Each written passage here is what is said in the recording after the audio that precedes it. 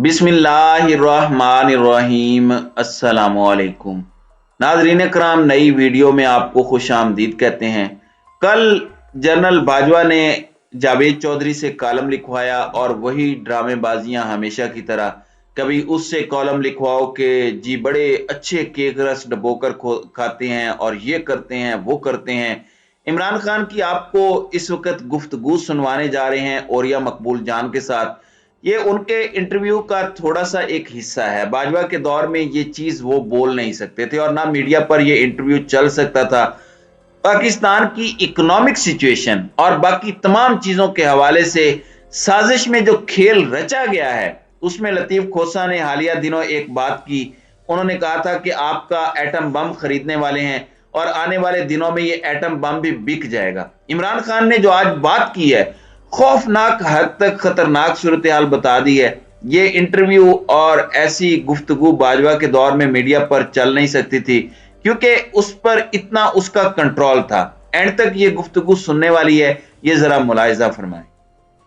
खान साहब, 10 महीने पहले या 8 महीने पहले एक तब्दीली आई थी और एक साहब ने उसके अगले दिन इंटरव्यू देते हुए कहा था, देखो डॉलर का रेट जो है वो कितना अच्छा हो गया और स्टॉक मार्केट भी बहुत अच्छी हो गई।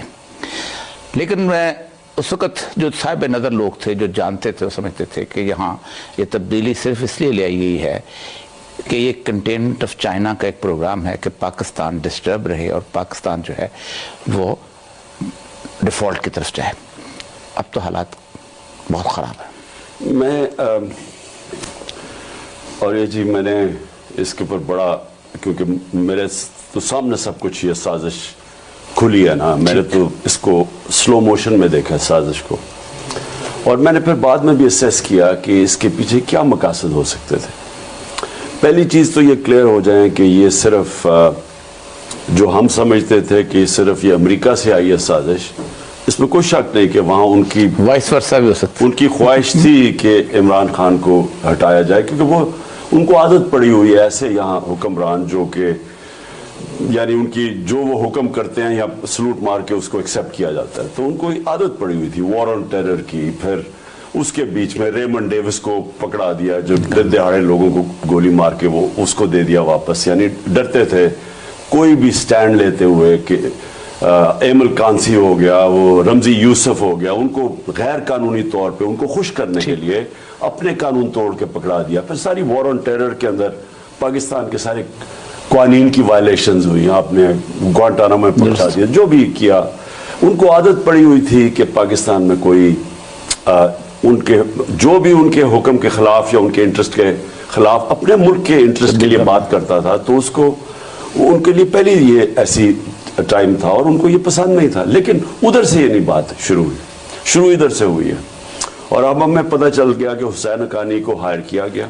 जी जी, सितंबर के अंदर 2021 में उसको हायर किया गया, और मैं प्राइम मिनिस्टर हूँ, हमारे गवर्नमेंट के होते हुए हायर किया, और हमें नहीं पता कि हायर हुआ है। और वो वहाँ प्रमोट किसको कर रहा था, वो मेरे खिलाफ वहाँ काम कर रहा था वॉशिंगटन में, और प्रमोट कर रहा था बाजवा साहब को। बल्कि 1 साल बाद उसको पता चला कि फौज बहुत अच्छी होगी। हाँ, उसने एकदम सारा वक्त पाकिस्तानी फौज के खिलाफ, मेमो गेट के अंदर वो नंबर 1 किरदार, ठीक, और एकदम वो पाकिस्तानी फौज के खिलाफ और प्राइम मिनिस्टर के खिलाफ शुरू हो गया। और उसने ट्वीट भी एक की हुई है कि बड़ी के जनरल बाजवा ठीक अमेरिकन स्टैंड के साथ खड़े हैं, प्रो अमेरिकन है, और इमरान खान एंटी अमेरिकन है, उसकी एक ट्वीट भी है। तो कहने का मकसद यह है जी कि गेम तो यहाँ से शुरू हुई, ठीक, और अफसोस से मुझे कहना पड़ता है कि इस गेम के पीछे एक ज़ाती मफादात थे, और इस गेम के पीछे अपनी ज़ात को प्रमोट करने के लिए सारी गेम शुरू हुई, अपने इंटरेस्ट के लिए, और लोगों को बीच में शामिल किया गया। ये तासुर दिया गया कि मैं जनरल फैज को बनाना चाहता हूँ आर्मी चीफ, जबकि मेरे कोई जहन में भी नहीं था उस वक्त। पिछले जून में कोई भी आ जाए फर्क को नहीं पड़ता, सब एक जैसे हो जाते। और जून के अंदर यानी पिछले जून में, नवंबर में, इस नवंबर में होना था, तो मेरे कौन से इतने ज्यादा और मसले मसाइल थे, तो मेरे जहन में क्या था कि कौन आर्मी चीफ, और फिर मुझे क्या फर्क पड़ता है मेरिट के ऊपर जो आर्मी चीफ है, मैंने कौन से अपनी कोई NRO 2 लेना है या NRO 1 लेना है, मुझे क्या फर्क पड़ता था। تو اس لیے وہ ادھر یہ بھی سازش یہیں سے ہوئی کہ جی عمران خان وہ جنرل فیض کو چاہتا ہے تاکہ باقی خلاف ہو جائے عمران خان کے، اور وہاں سے وہ سارا وہ مل کے تو پھر فیصلہ ہو گیا کہ جی یہ شہباز شریف کو لے کے آنا ہے. تو یہ پوری یہ سازش اب تو آہستہ آہستہ ساری انفولڈ ہو رہی ہے. سچ اللہ الحق ہے جی، سچ کا. لیکن اس 10 مہینے کے اندر جو نقصان ہوا ہے اور جو صورتحال ہوئی ہے، نہ صرف معاشی بلکہ ہماری پولیٹیکل ویلیوز کا بھی عجیب و غریب نقصان ہوا. مثلا میں بیوروکریٹ ہوں، مجھے پتا ہے کہ گورنر کا حکم جو ہے نا وہ ایک ایس ایچ او بھی نہیں مانتا، پٹواری بھی اس کا فون نہیں سنتا. ایک چیف سیکرٹری نے کیسے اس کا حکم مان لیا؟ کہ گورنر تھا اس کے پیچھے. دیکھیے جی، پہلے تو یہ دیکھ لیں کہ جو نقصان ہوا ہے پاکستان، ٹھیک، سب سے پہلے تو معیشت تباہ ہو گئی. اور یہ مجھے پھر افسوس سے کہنا پڑتا ہے کہ میں نے یہ جو ایک آدمی نے جس نے سارے فیصلے کیے ہیں، جو ذمہ دار ہے سب کا، میں نے اس کو کہا، میں نے کہا یہ اگر سازش ہو گئی کامیاب تو یہ معیشت کوئی نہیں سنبھال سکے گا. اور میں اگر آپ کو میری نہیں سمجھ آ رہی تو میں یہ جو معیشت کا ایکسپرٹ ہے شوکت ترین، اس سے تو کم از کم پوچھ لیں کہ کیا اثرات ہوں گے اگر اس سٹیج کے اوپر آپ نے رجیم چینج کیا. اور اس نے بھی سمجھایا اور ہم دونوں سے دلاسا دیا کہ فکر ہی نہ کریں، ہم تو کنٹینیوٹی چاہتے ہیں. پیچھے سے وہ چوری چل رہی تھی. تو ان سے معیشت سنبھلنی نہیں، کیونکہ پہلے تو مجھے یہ کوئی سنہری دور بتا دیں نون لیگ کا جب انہوں نے کوئی بہت بڑے کام کیے ہوں. 99 میں گئے پاکستان بینکرپٹ، 2018 میں یہ گئے پاکستان بینکرپٹ. تو ان سے جو اسحاق ڈار 2 دفعہ بینکرپٹ کر کے ملک گیا ہے اس نے آگے سنبھالنا تھا. تو یہ جو ہوا ہے وہ ہونا تھا. لیکن جو افسوسناک بات یہ ہے کہ انہوں نے پاکستان کو ادھر لے گئے ہیں جدھر اب وہ فٹ ان ہوتا ہے. وہ جو پرکنز کی کتاب ہے confessions of an economic hit man. Economic hit man کیا کرتا ہے کہ وہ اس کی ساری کتاب کا مفہوم یہ ہے کہ وہ آ کے پہلے ایک معاشرے کو ان کی معیشت کو قرضے دے کے تباہ کرتا ہے، اسٹرکچرل لونز، اور پہلے تباہ کرتا ہے، اور اس کے بعد جب وہ گھٹنوں پہ آ جاتے ہیں ایک ملک تو پھر ان کے ایسٹس سٹرپ کرتا ہے، ان کے پرائیویٹائز کروا کے ان کے ایسٹس لے جاتا ہے. یہ اس کا اثر تھا. تو اب کیا پاکستان میں ہو رہا ہے؟ اب ہم ادھر پہنچ گئے ہیں.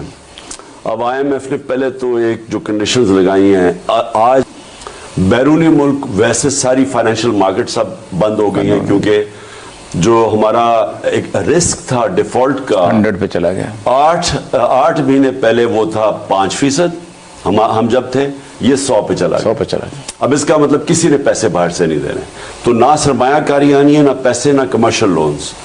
اب کیا کریں گے؟ یہ بالکل اب محرون محنت ہو گئے ہیں IMF کے اور وہ پاورز کے جن سے ان کو پیسہ مل سکتا ہے. اب وہ کیا پاکستان سے مانگی؟ میں وہی آ گیا، اکنامک ہٹ مین ایک ہی چیز رہ گئی ہے پاکستان کے پاس. اور خدا نہ خواستہ اگر آپ اس کے اوپر ڈیل کر لیتے ہیں، اور یہ کر سکتے ہیں کیونکہ ان کا سٹیک ہی پاکستان میں نہیں ہے، یہ تو باہر رہتے ہیں پاکستان، پیسہ ان کے باہر پڑا ہے. ڈالر اگر مضبوط ہوتا ہے روپیہ گرتا ہے. اب روپیہ گرتا گیا جب سے، سوچ لیں کہ اوپن مارکیٹ میں 260 روپے کا ڈالر ہے. ہم جب انہوں نے نو کانفرنس کیا تو 178 روپے کا ڈالر تھا. ٹھیک. اب یہ جو ایک کتنا بڑا تیزی سے گرا ہے نیچے، کوئی اس کے ایکسپلین تو کریں کہ کیا ہوا ہے. پہلے تو میں یہ سمجھنا چاہتا ہوں وہ کون سی قیامت آ گئی تھی کہ ایک دم ملک ایسے گیا نیچے. تو میں اس لیے کہتا ہوں کہ یہ تو اکنامک ہٹ مین لگ رہا ہے. اصل وہی تھا نا، پولیٹیکل انسٹیبلٹی لے اور تباہ و برباد. اور پھر یہی جو لوگ اب ڈیمانڈ کریں گے پاکستان سے، تو میں کہہ رہا ہوں کہ ان کو تو فرق نہیں پڑتا کیونکہ ان کی تو دولت باہر پڑی ہے. فرق پڑتا ہے پاکستانیوں کو کہ اگر خدا نہ خواستہ اس کے اوپر ہم کمپرومائز کر گئے تو مجھے تو خوف ہے پھر پاکستان کے فیوچر کے اوپر. وہ سارا سسٹم کو جب سبارڈینیٹ کرتے ہیں تو لا ختم ہو جاتا ہے. اب ہمارا تو ٹریجڈی یہ ہے کہ یہ جو 2 چور آئے، چور خاندان، انہوں نے آتے ساتھ ہی انہوں نے بھی وہ ختم کر دیا. انہوں نے اداروں کو ٹھیک نہیں ہونے دیا. کیونکہ اب سوچ لینا، شہباز شریف آیا، سب سے پہلے اس نے FIA کے اوپر حملہ کیا. FIA کے اندر اس کے کیس تھے 16 ارب روپے کا کیس، اور وہ اوپن اینڈ شٹ. رضوان ہمارا دوست، میرا دوست تھا، اس نے مجھے 2 دن پہلے کہا کہ مجھے کہا جا رہا ہے کہ مجھے پتا ہے کہ تمہارے بچے کن اسکولوں میں پڑھتے ہیں، اور اس کے بعد 2 دن میں اس کا ہارٹ اٹیک ہو گیا. اس کو وہ شدید پریشر میں لے آیا. آتے ساتھ ہی پہلے ادارہ انہوں نے جس نے زبردست کام کیا ان کی جو منی لانڈرنگ اور یہ جو ان کی چوری ان کو پکڑ کے, اس ادارے کو انہوں نے اٹیک کیا. رضوان آتے ساتھ ہی اس کا ہارٹ اٹیک ہوا. 2 مہینے کے اندر سب کچھ ہوا. 4 وہ گواہ جن کے اکاؤنٹس میں نوکروں کے نام پہ پیسے آ رہے تھے, چاروں ہارٹ اٹیک سے 2 مہینے میں مرے. سگنل گیا ایف آئی اے کو, انہوں نے اپنا آدمی بٹھایا, سارے کیسز ختم کیے. ایف آئی اے ختم. ایف آئی اے ختم کیسے کہ پبلک کی نظر میں اب ایف آئی اے کی کوئی حیثیت نہیں ہے, وہ صرف شریف خاندان کا ٹول ہے وکٹمائز کرنے کا کہ جناب کیسے پی ٹی آئی کو ختم کرو. اس نے جو ایس ایچ او کو اختیار دیا تھا نا, وہ تھا کہ اگر میں یہ پین ثابت نہیں کر سکتا ہوں کہ میں نے کہاں سے خریدا تو مجھے چوری میں پکڑ سکتا تھا, لیکن انہوں نے الٹ دیا. ایک بہت سینسٹیو سا ایشو جو پاکستان کی اخلاقیات کے ساتھ تعلق رکھتا ہے, میں خاص طور پہ جذباتی ہوں اس معاملے میں. رسول اکرم صلی اللہ علیہ وسلم کے بارے میں انس بن مالک نے کہا ہے کہ صرف ایک دفعہ آپ چھری لے کے ایک آدمی کے اوپر چڑھ دوڑے تھے جو آپ کے دروازے میں پیپ کر رہا تھا, اور ممکن تھا کہ آپ اس کی آنکھ نکال دیتے. انسانی زندگی کے اندر آپ نے فرمایا اس کعبے سے زیادہ ایک انسان کی ذاتی زندگی مقدس اور اہم ہے. یہ جو کلچر اس ملک کے اندر پیدا کیا جا رہا ہے, یعنی ایوین ایوارڈز پورنوگرافی کے ہوتے ہیں, اس میں بھی سپائی کیم اور ہڈن کیم موویز نہیں آتی, اور اس ملک کے اندر ہر اینکر پرسن اس کو ڈسکس کرتا ہے. ذاتی زندگی تو اللہ کہتا ہے کہ ہر بندے کی جس طرح کی بھی ہو, جیسی بھی ہو, اس کی اللہ کے ساتھ تعلق اس کو بھی چھوڑ دے. لیکن اس کمپنی کا مینیجر کون ہے جو لے کے آ رہا ہے؟ دیکھیے اور یہ جی, میں اس کے اوپر میں نے تو برطانیہ میں ایک آرٹیکل لکھا تھا. میں جب برطانیہ گیا نا شروع میں 1971 کی بات ہے, تو ایک وہاں بہت بڑی ایک چینج آیا, ایک انقلاب آیا. اس کو کہتے تھے sex, drugs and rock and roll culture. وہ ہوا کیا کہ اس سے پہلے وہاں بھی بڑے نارمز تھے. آپ حیران ہوں گے جو چیزیں یہاں آج ٹی وی میں دکھائی جا رہی ہیں برطانیہ میں نہیں دکھا سکتے تھے. اور وہ بڑی ایک کنزرویٹو سوسائٹی تھی. یہ کیا ہوا کہ ایک دم ایک ریبیلین ہوئی جس کو کہتے ہیں sex, drugs and rock and roll, اور انہوں نے اپنی جو گناہ ہیں نا وہ پبلک میں لانے شروع کر دیے کہ نہیں جی یہ منافقت ہے کہ ہم جو پرائیویٹ لائف میں کرتے ہیں وہ پبلک میں نہ بتایا جائے. اسی کے اوپر قرآن کی آیت ہے کہ اپنے اور دوسروں کے گناہوں پہ پردہ ڈالو, کیونکہ ایون سوسائٹی کو بچاتے ہیں. ولا تحسوا ولا تجسسوا, ٹو میں مت لگا رہو, منع کیا اللہ نے. پردہ تو خیر بہت بڑی بات اللہ نے کہا. جی دیکھیں نہیں کامن سینس ہے جی, میں نے کیونکہ میں نے انگلینڈ میں مضبوط لکھا ہے اس کے اوپر کہ آپ جب اپنے گناہوں کو عام کرتے ہیں تو میں نے اپنی آنکھوں سے برطانیہ کا معاشرہ تباہ ہوتے دیکھا ہے. بالکل ٹھیک. وہاں کی ڈیورس ریٹ تھی 14 کے اندر 1 ڈیورس ہوتی تھی برطانیہ میں جب میں گیا تھا وہاں. آج 70% ڈیورس ریٹ ہے, کیونکہ قرآن فیملی سسٹم کو پروٹیکٹ کرتا ہے. اسلام آپ کی خاندانی نظام کو پروٹیکٹ کرتا ہے. وہ اسلام اسیوم کرتا ہے کہ ہم سارے کوئی فرشتے نہیں ہیں, سب گناہ گار لوگ ہیں, لیکن وہ یہ کہتا ہے کہ اپنے اور دوسروں کے گناہوں پہ پردہ ڈالو, کیونکہ آپ پروٹیکٹ کرتے ہیں اپنے معاشرے میں, اپنے بچوں کو, اپنے معاشرے کو پروٹیکٹ کرتے ہیں. اب برطانیہ کے اندر جب انہوں نے یہ عام کر دیا اور کہانیاں آنی شروع ہو گئی کہ فلانے کی پرائیویٹ لائف ایسی ہے, فلانے کی یہ ساری اخبار ایسے آنے شروع ہو گئے, نیوز آف دا ورلڈ جو بند ہو گئے. ہوا کیا اس کا, جیسے جیسے فحاشی بڑھتی گئی ان کے معاشرے کے اندر خاندان ٹوٹتے گئے, خاندانی نظام ٹوٹتا گیا. اور آج آپ وہاں حالات دیکھیں, سارے ویسٹرن معاشرے میں دیکھیں کہ شادی چلتی نہیں ہے. اور ہالی ووڈ کے اندر شادی کا جو لائف سپین ہے وہ 2.5 سال ہے. ایوریج شادی 2.5 سال چلتی ہے, کیونکہ آپ اگر فحاشی بڑھاتے رہیں, آپ گند کو سامنے لاتے رہیں, آپ کے معاشرہ ٹوٹ جائے گا. لیکن ہمارے معاشرے کا اور بڑا گند ہے کہ ہم اس کو پولیٹیکل گینز کے لیے فحاشی کراتے. اس سے زیادہ بری کیا چیز ہو سکتی ہے؟ یہ تو جی اب بات کیا, پرانے زمانے میں تو چلے پھر بھی ٹیپس ٹھیک ہی ہوتی تھی, کسی کی ایکچول ٹیپ. اب آپ آدھے گھنٹے بیٹھے, ایسا سافٹ ویئر ڈیولپ ہو گیا اور آرٹیفیشل انٹیلیجنس کے ذریعے آپ یقین کریں کہ فرینزک بھی نہیں بتا سکتا کہ آپ نے ریل کیا یا آپ نے بنایا. تو اب تو ایک انڈسٹری بن گئی ہے. اتنا سروں کو بلیک میل کرنے کے لیے یہ ٹیپس ہیں, یہ آڈیو ٹیپس ہیں. اس کا مقصد کیا ہے؟